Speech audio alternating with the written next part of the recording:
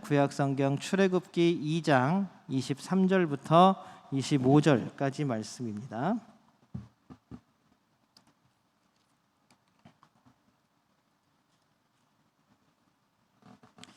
(2장 23절부터 25절까지) 말씀. 세 절이니까 제가 한 절 읽고 여러분들이 한 절 읽고 마지막 절 같이 읽겠습니다. 제가 먼저 23절 읽을게요. 출애굽기 2장 23절부터 25절까지입니다. 제가 먼저 23절 읽겠습니다. 여러 해 후에 애굽 왕은 죽었고 이스라엘 자손은 고된 노동으로 말미암아 탄식하며 부르짖으니 그 고된 노동으로 말미암아 부르짖는 소리가 하나님께 상달된지라.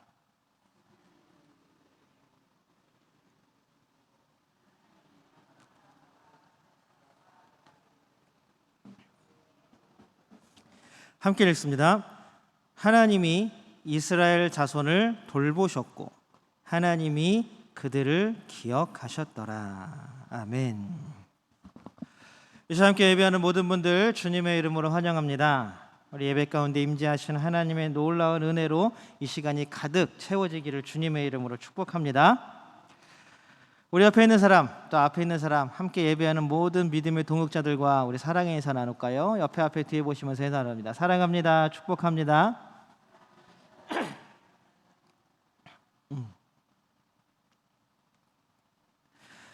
이제 우리가 성경을 본문을 이야기를 하고 본문을 찾는 데 있어서 어른들은 그렇게 크게 문제가 되지 않는데, 제가 이제 중고등부 이제 설교를 하면서 느낀 거지만 성경을 잘 못 찾아요. 제가 처음에 청소년부 설교를 들어갔더니 아이들이 이제 맨날 화면에 본문을 띄워주니까 성경책도 안 들고 다니더라고요. 물론 시대가 너무 좋아져서 요새는 핸드폰으로 성경을 볼 수도 있는 시대입니다. 그리고 요새는 학교에 가도 학교에 여러분들 아이들 가방 메고 다니잖아요. 가방에 뭐 들었는지 아세요? 우리 애들 보니까 책이 안 들었어요. 책을 다 가방에, 아니 학교에다 놓고 다니더라고요. 필요한 숙제할 것만 이렇게 맨날 빼갖고 다니더라고요. 옛날에는 책 없으면 진짜 마치 전쟁터에 무기 없이 나가는 것 같은 그런 느낌이에요. 그러다 보니까 제가 문제 삼는 거는 성경책을 들고 다닌다 안 들고 다닌다가 아니라, 그러다 보니까 아이들이 본문을 찾는 것, 이 성경책이 어디에 있는지, 그리고 이게 구약인지 신약인지도 모르는 지경이 되었다라는 것입니다. 여러분, 중요한 거는 이게 신약이냐 구약이냐, 그거 알아서 뭐해요. 말씀이 중요하지. 물론 그럴 수 있습니다. 그런데 여러분, 성경이 66권이 이렇게 순서 지어져 있잖아요. 창세기부터 요한계시록까지 묶여있는 법칙이 있고 묶여있는 이유가 있고 그 순서가 거기에 들어가 있는 이유가 다 있습니다. 그런데 그것을 가르치기 위하여서는 아이들이 이 성경이 최소한 구약인지 신약인지는 알아야 하고, 사람들이, 기독교인들이, 그 다음에 이 말씀이 도대체 어디에 위치해 있는가를 알아야 우리는 성경에 대해서 더 깊이 묵상할 수 있는 것입니다. 그러니까 우리가 예전에 뭐 성경은 몇 권이에요, 구약은 몇 권이고 신약은 몇 권이고 합쳐서 몇 권이에요, 순서 창세기 출애굽, 찬양도 있죠. 창세기 출애굽기 이거 하면서 외웠던 게 쓸모가 없는 게 아니라 다 나중에 커서 우리가 성경을 묵상할 때 더 필요한 것들이 됩니다. 그래서 제가 이번 주일날 아이들에게 그랬어요. 한 달의 시간을 줄 테니까 창세기부터 요한계시록까지 순서를 외워와라. 시험을 보겠다.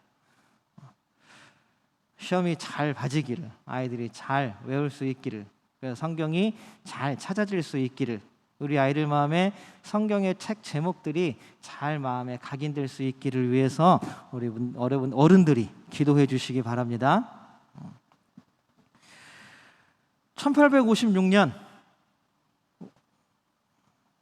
여기 어른들도 아직 태어나기 전이죠. 1800년도니까 1856년 영국 글래스고 대학 강단에서 아주 구름대 같은 인파를 두르고 한 강연이 열렸습니다.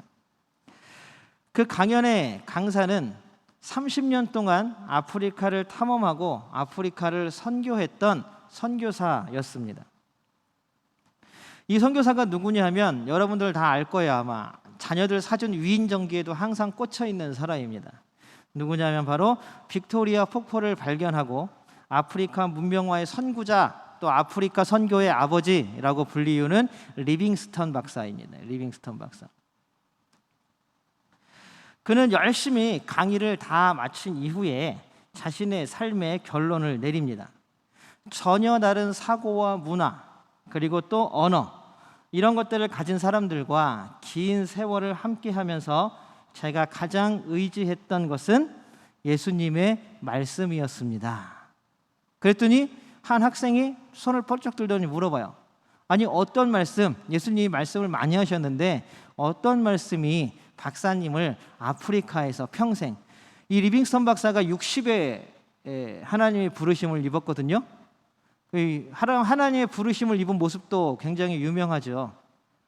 일꾼이 이제 천막, 아프리카를 탐험하는데 일꾼이 이제 아침에 너무 안 일어나서 깨우러 천막에 들어갔더니 그 간이 침대, 우리가 얘기하는 간이 침대죠. 천막이니까, 아프리카 천막이니까 간이 침대에서 기도하는 이 자세 그대로 돌아가셨다 그래요.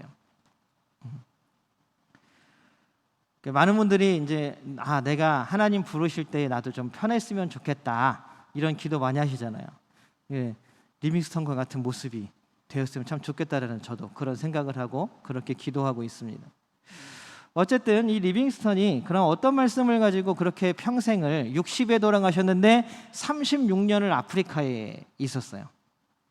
어떻게 당신의 삶을 그렇게 하나님께 드릴 수 있었습니까? 라고 질문하니까 바로 어떤 말씀이냐 하면 이 세상 끝날까지 내가 너와 함께 하겠다라는 말씀이었습니다 라는 거예요. 이것이 바로 리빙스턴을 아프리카에 36년간이나 사역할 수 있게 한 하나님의 말씀이었고 리빙스턴의 믿음이었다라는 것입니다. 그러면 이 리빙스턴이 그냥 그 믿음을 가지고는 하나님이 그럼 리빙스턴에게 하나님이 함께 하셨으니까 얼마나 평안한 삶을 살았을까? 그의 선교도 참 놀라울 정도로 빛을 발했겠구나. 그러니까 이런 위대한 사람이 되었지. 천만의 말씀입니다. 처음에 부푼 꿈을 안고 아프리카에 들어갔습니다.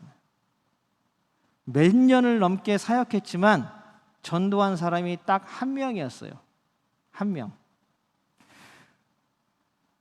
여러분 생각해 보세요. 6년인가를 계속 혼자 막 많은 사람들에게 복음을 전하고 막 했는데도 회심한 사람, 하나님을 믿겠다고 온 사람이 몇 명이었다고요? 한 명. 딱 한 명이었습니다. 그런데도 리빙스턴은 실망하지 않았어요. 그 한 영혼이 너무나 귀하다고 생각해서 너무나 감격해요. 그 사람이 세례받을 때 감격해서 울었다 그래요. 여러분, 한 영혼이 구원받는 거는 여러분들 선교는 어떤 효율로 따질 수 있는 게 아니거든요. 우리가 얼마를 투자했는데 어느 정도 효과는 거둬야지. 여러분, 사람의 마음을 얻는 게 그렇게 쉽습니까? 어렵습니다. 어쨌든 아프리카, 이 리빙스턴은 교통수단도 발달되지 않았던 아프리카를, 그 넓은 아프리카 대륙을 3번이나 횡단했어요. 3번. 이게 공식 기록이에요.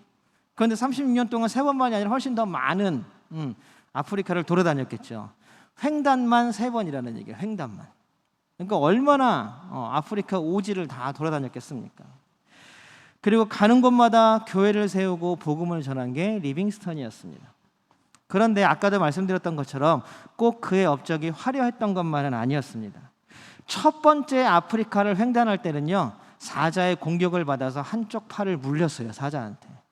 그래서 평생 그 팔을 거의 쓰지 못할 정도로 마치 그냥 달려있는 팔처럼 달고 다녔다고 해요. 그러니 얼마나 괴롭고 고통스러웠겠습니까? 말라리아 열병을 계속 걸릴 때마다 몇 번이고 10번이고 20번이고 말라리아에 걸려서 죽을 뻔한 고비를 계속 넘겼습니다. 그 당시에는 약이 많이 발달되어 있지 않았잖아요. 죽을 뻔한 고비를 수도 없이 넘겼습니다. 물에 빠져서, 산에서 굴러 떨어져서, 다른 아프리카 야만족에게 붙잡혀서 죽을 뻔한 고비를 수도 없이 넘겼습니다. 수많은 풍토병과 수많은 벌레와 수많은 짐승들에게 해를 당하기도 했습니다. 심지어는 사랑하는 아내마저도 아프리카에서 열병으로 잃고 그 아프리카의 아내를 묻기도 했습니다. 이런 고난과 고통이 그의 인생의 전부였을 뿐인데도 리빙스턴은 하나님이 나와 함께 하셨습니다 라고 고백할 수 있었습니다.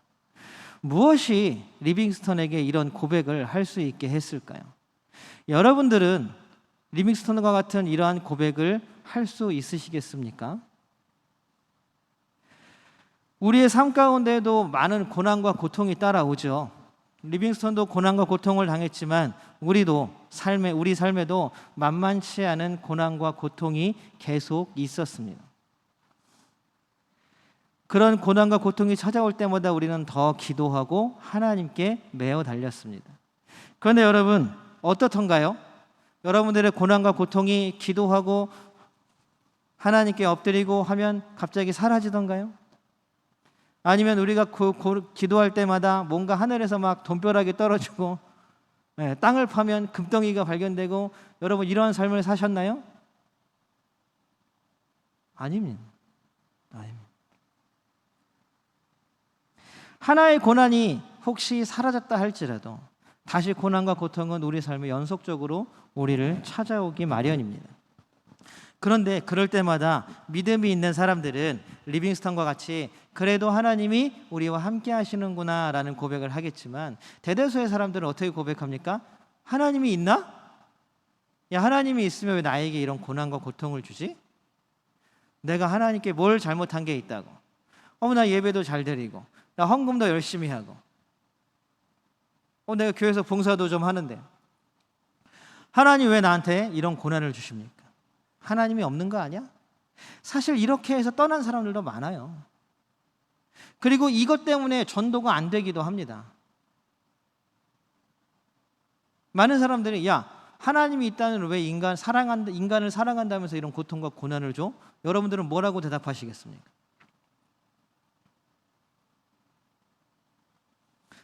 할 말이 없죠.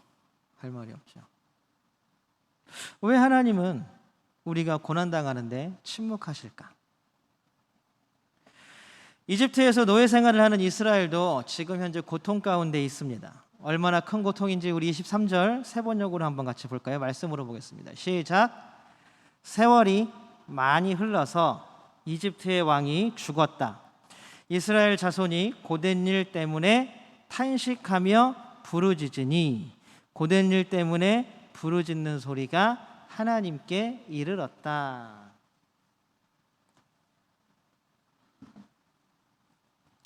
딱 우리의 모습이죠. 딱 우리의 모습입니다. 고난과 고통이 다가오니까 하나님께 부르짖는.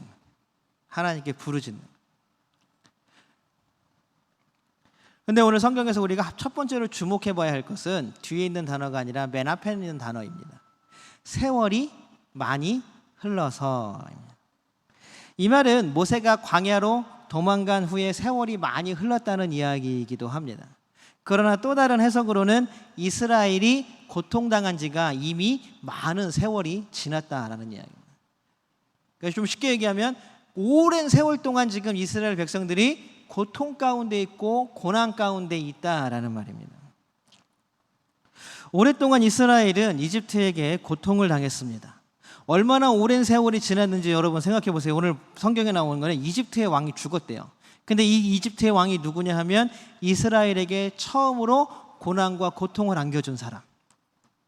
성경에서 문제가 생겼어. 이스라엘이 너무 커지다 보니까 저들이 우리에게 반역을 일으키면 어떡하지? 라고 처음 문제 제기를 한 그 왕이 죽었다는 이야기. 그런데 여러분 생각해 보세요. 어떤 문제가 있으면 그 문제를 야기한 원인이 제거되면 그 문제가 해결돼야 되잖아요. 그렇잖아요. 네? 그렇잖아요. 다시 어떤 문제가 있어요. 그럼 그 문제의 원인을 제거하면 그 문제가 해결돼야 되잖아요. 원인이 없어졌으니까. 그런데 오늘 성경은 뭐라고 얘기를 하냐 하면 이집트의 왕이 죽었어요. 그 처음 문제 제기를 하고 이스라엘에게 고통과 고난을 안겨주었던 그 처음 시작점이었던 이집트의 왕이 죽었는데도 불구하고 이스라엘은 계속해서 고난과 고통 가운데 있었다라고 말합니다. 예수님이 이 땅에 오셨습니다. 2000년 전에 예수님이 이 땅에 오셨어요. 예수님이 왔는데 왜 너희들은 이렇게 살아가냐? 왜 세상에는 고난과 고통이 있냐? 왜 예수님이 오셨다면서? 그럼 그 예수님이 진짜 하나님 맞아?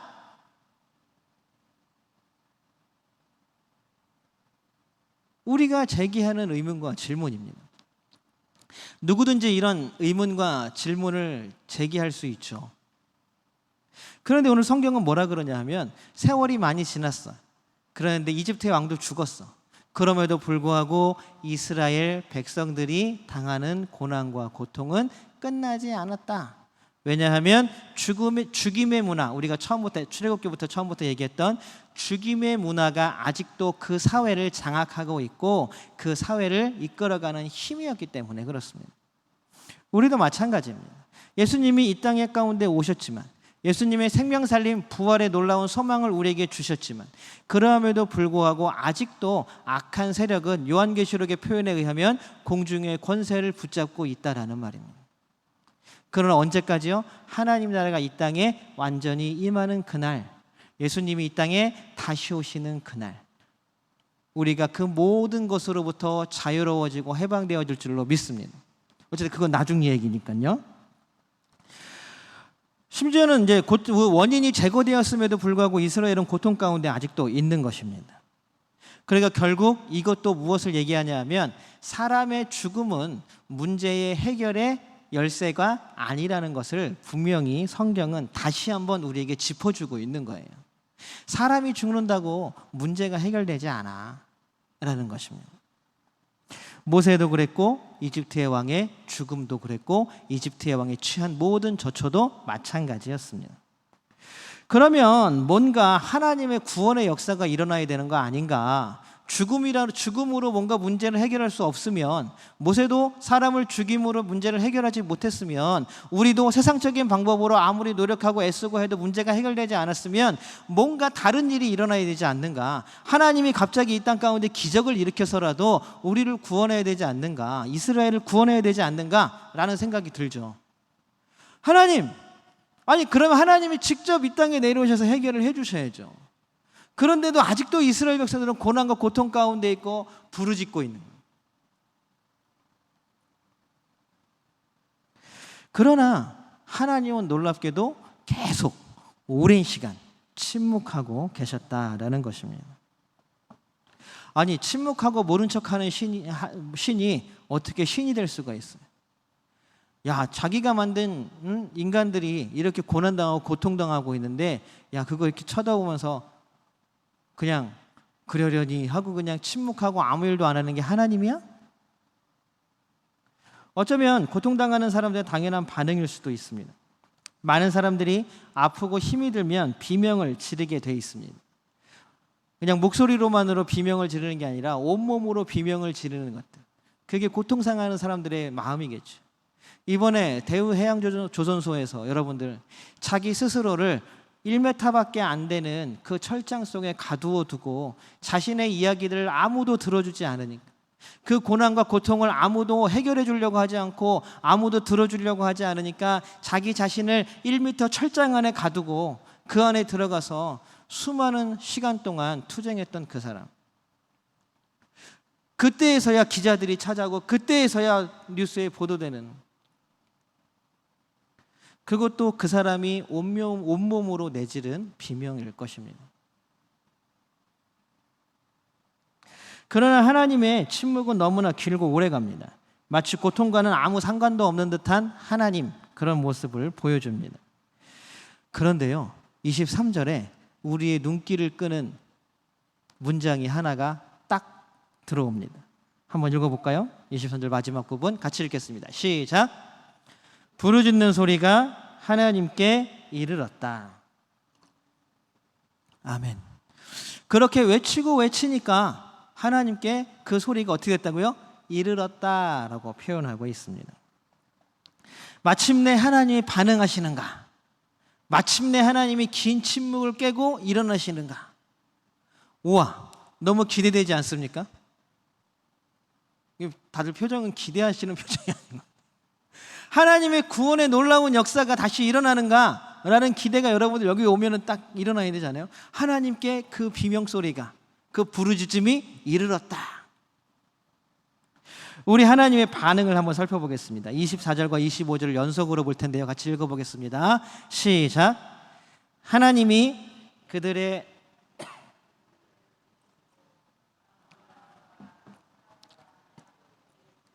언약을 기억하시고, 25절입니다. 같이 읽겠습니다. 시작.